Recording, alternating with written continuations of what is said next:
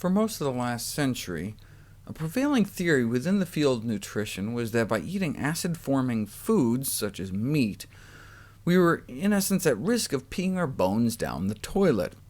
And no wonder. Experiments dating back to 1920 showed over and over that if you add meat to the diet, you get a big spike in the amount of calcium being lost in the urine. And so this made total sense. We had known since 1912 that meat was acid-forming within the body, and how do you buffer acid? What are in antacid pills like Tums? Calcium.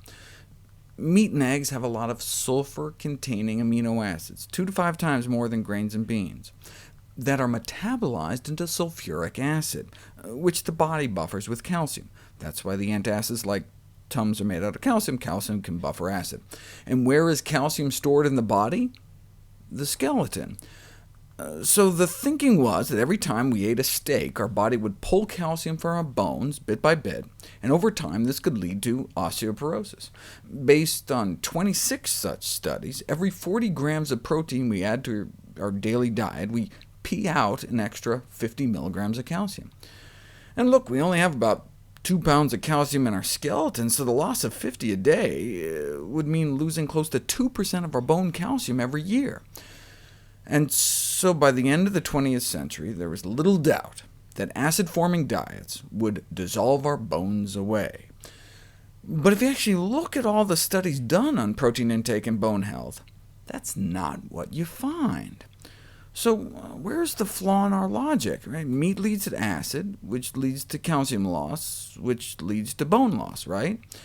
Well, it's uncontroversial that protein results in greater calcium excretion, but we've just been assuming it's coming from the bone. Where else could the extra calcium dumped in our urine be coming from but from our bones? This is the study that appeared to solve the mystery. An intrepid group of researchers tried feeding a bunch of volunteers radioactive calcium, and then putting them on a high-protein diet. What happens when you put people on a high-protein diet? The amount of calcium in their urine shoots up, and indeed that's just what happened. But here's the big question. Was that extra calcium in their urine radioactive or not? And to everyone's surprise, it was radioactive, meaning that the excess calcium in the urine was coming from their diet. Remember, they're feeding them radioactive calcium. So the excess calcium in their urine wasn't coming from their bones, but from what they were eating. What seemed to be happening is that the excess protein consumption boosted calcium absorption from down around 19% up to 26%.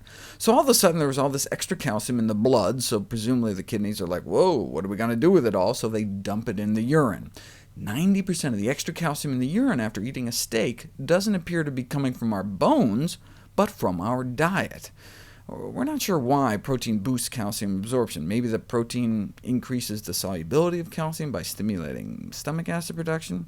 Whatever the reason, yes, more calcium lost, but more calcium gained, such that in the end, most of that extra calcium is accounted for.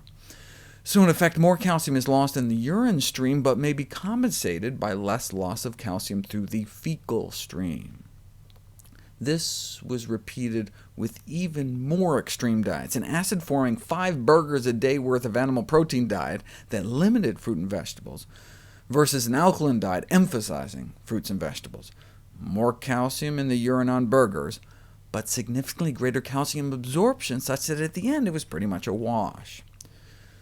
Other studies have also since supported this interpretation. Here's an ingenious one. Feed people a high animal protein diet, but with an alkali salt to neutralize the acid. Now, the old thinking would predict that there would be no calcium loss since there was no excess acid to buffer. But no, even though the acid load was neutralized, there was still the excess urinary calcium, consistent with the radioactive isotope study, challenging this long-standing dogma that animal protein consumption results in an acidosis that promotes the excess excretion of calcium. So if our body isn't buffering the acid formed from our diet with our bones, how is it neutralizing the acid? Maybe with our muscles. Alkaline diets may protect our muscle mass, all covered in my next video, entitled Testing Your Diet with Pea and Purple Cabbage. Stay tuned.